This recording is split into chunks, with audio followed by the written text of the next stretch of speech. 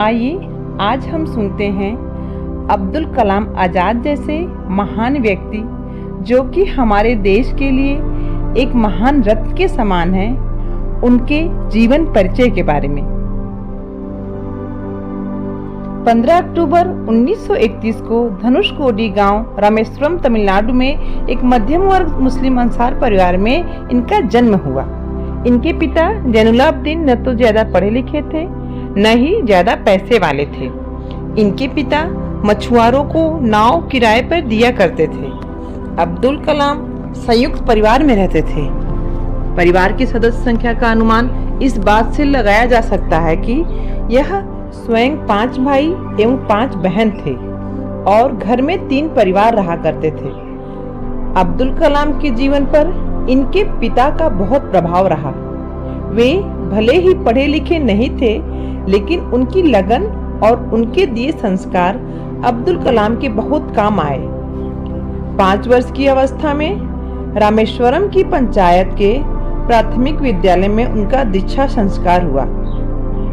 उनके शिक्षक इयादुराई सोलोमन ने उनसे कहा था कि जीवन में सफलता तथा अनुकूल परिणाम प्राप्त करने के लिए तीव्र इच्छा, आस्था, अपेक्षा, इन 3 शक्तियों को भली भांति समझ लेना और उन पर प्रभुत्व स्थापित करना चाहिए। 5वीं कक्षा में पढ़ते समय उनके अध्यापक उन्हें पक्षी के उड़ने के तरीके की जानकारी दे रहे थे, लेकिन जब छात्रों को समझ नहीं आया तो अध्यापक उनको समुद्र तट पे ले गए, जहां उड़ते हुए पक्षियों को दिखाकर अच्छे से समझाया। इन्हीं पक्षियों को देखकर कलाम ने तय कर लिया कि उनको भविष्य में विमान विज्ञान में ही जाना है। कलाम के गणित के अध्यापक सुबह ट्यूशन लेते थे, इसलिए वह सुबह 4 बजे गणित की ट्यूशन पढ़ने जाते थे। कलाम अपने व्यक्तिगत जीवन में पूरी तरह अनुशासन का पालन करने वालों में से थे। ऐसा कहा जाता है कि वे कुरान और भगवत गीता दोनों का अध्ययन करते थे। कलाम ने कई स्थानों पर उल्लेख किया कि वे तिरुकुरल का भी अनुसरण करते हैं। उनके भाषणों में कम से कम एक कुरल का उल्लेख अवश्य रहता था। राजनीतिक स्तर पर कलाम की चाहत थी कि अंतर्राष्ट्रीय स्तर पर भारत की भूमिका का विस्तार हो और भारत ज्यादा से ज्यादा महत्वपूर्ण भूमिका निभाए। भारत को महाशक्ति बनने की दिशा में कदम बढ़ाते देखना उनकी दिली चाहत थी। उन्होंने कई प्रेरणास्पद पुस्तकों की भी रचना की थी और वे तकनीक को भारत के जन साधारण तक पहुंचाने की हमेशा वकालत करते रहते थे। बच्चों और युवाओं के बीच डॉक्टर कलाम जी अत्यधिक लोकप्रिय थे। वह भारतीय अंतरिक्ष विज्ञान एवं प्रौद्योगिकी संस्थान के कुलपति भी थे।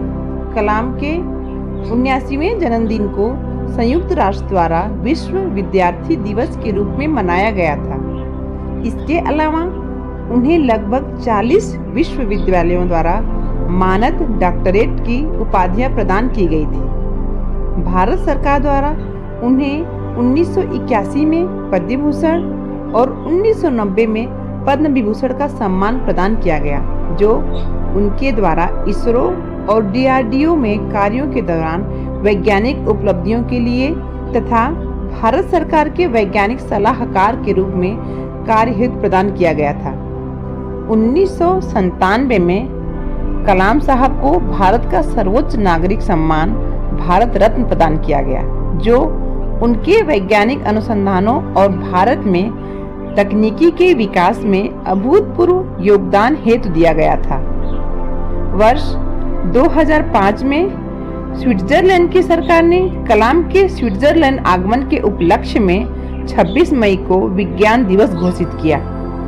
नेशनल स्पेस सोसाइटी ने वर्ष 2013 में उन्हें अंतरिक्ष विज्ञान संबंधित परियोजनाओं के कुशल संचालन और प्रबंधन के लिए वान ब्राउन अवार्ड से पुरस्कृत किया।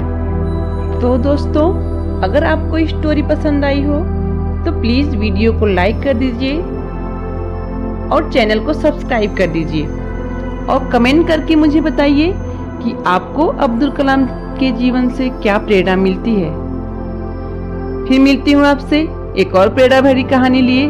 तब तक आप लोग खुश रहिए, मस्त रहिए और स्वयं को हमेशा अच्छी प्रेरणाएं देते रहिए। जय श्री कृष्णा।